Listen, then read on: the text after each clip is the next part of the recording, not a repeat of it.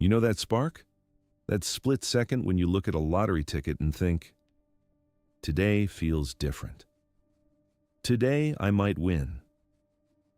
That feeling was engineered, not by accident, not as a side effect, as a feature, built into the ticket before it was ever printed, because it targets a flaw in your brain, one you don't even know you have, and can't really turn off. And here's the part no one tells you. The industry didn't invent the flaw. You were born with it.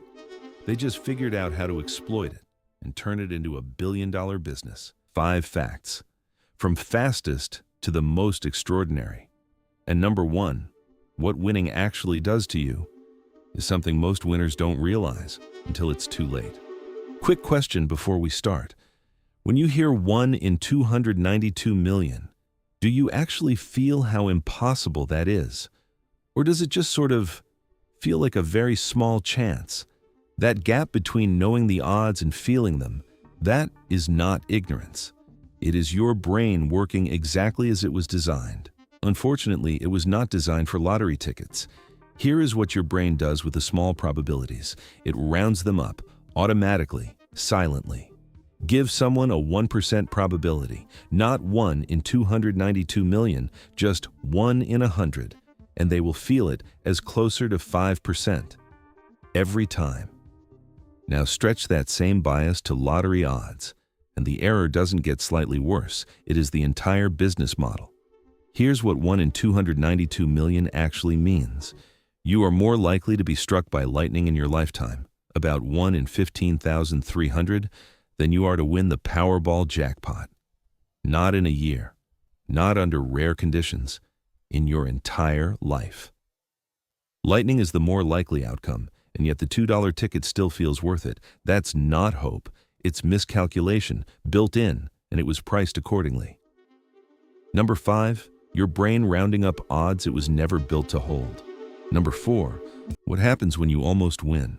And this one is genuinely disturbing. You've done this. Everyone has. 2 cherries, then a lemon. You didn't win.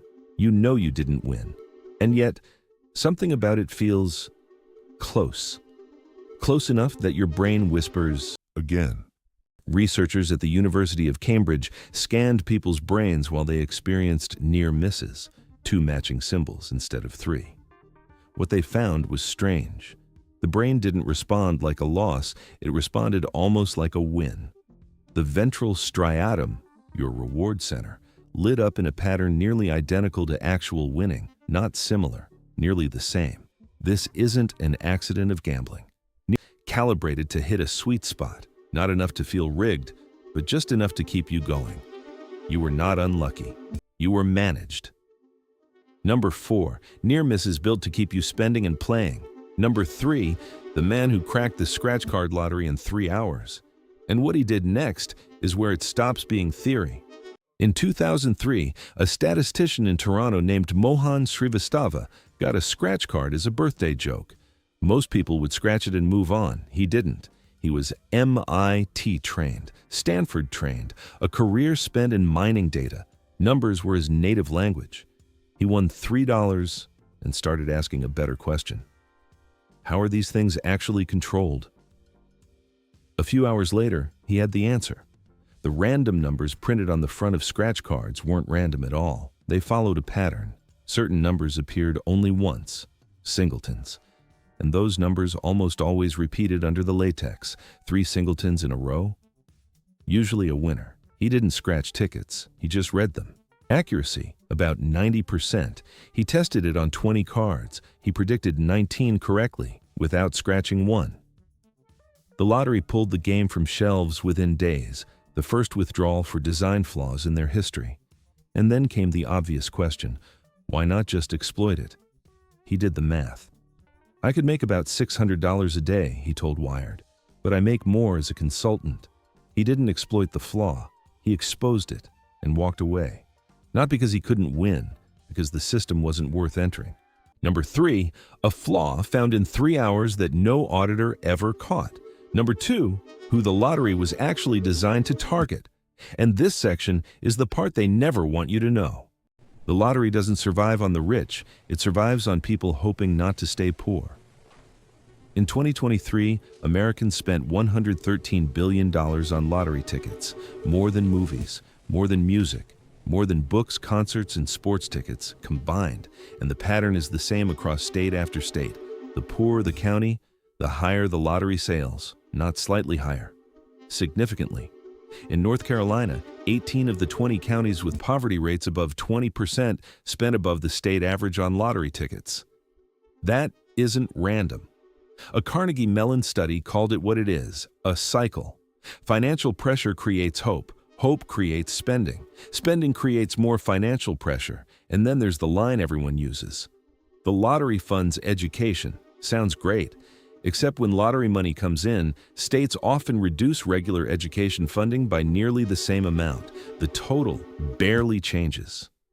The lottery didn't fund schools. It replaced money that was already there. Number 2, a system built on the people's desire to escape poverty. Number 1, what actually happens when someone wins. And this final part is the one nobody tells you before you buy the ticket. Everyone thinks winning the lottery buys happiness. That's the fantasy. The house, the freedom, the finally. But this is the part they never print on the ticket.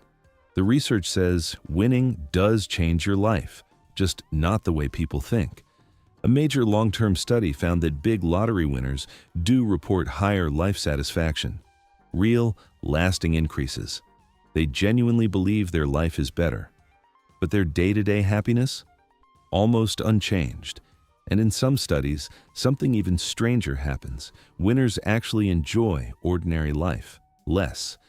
A good meal, a quiet morning, a conversation they used to love, smaller, duller, further away.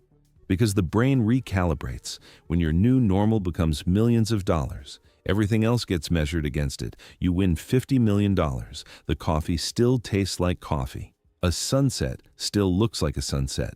But now your brain is comparing all of it to $50 million. And it loses every time. You didn't become unhappy. You became harder to satisfy. That's the part they never print on the ticket.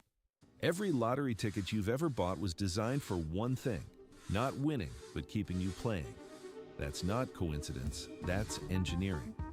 If you learned something new, drop it in the comments and subscribe to the Mind Mint.